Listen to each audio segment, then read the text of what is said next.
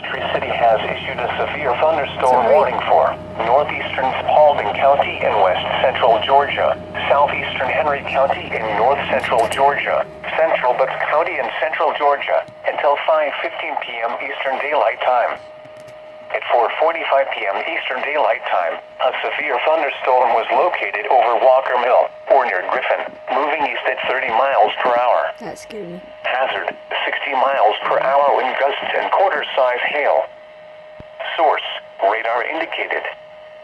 Impact, hail damage to vehicles is expected. Expect wind damage to roofs, siding, and trees. Locations impacted include Jackson, Locust Grove, Flavilla, Jenkinsburg, East Griffin, Toowoomba, Luella, Walker Mill, McKibben, and Indian Springs State Park. For your protection, move to an interior room on the lowest floor of a building.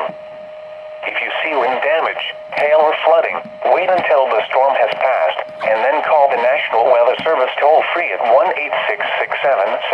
1-866-7-634-466 or tweet us your report at NWS Atlanta.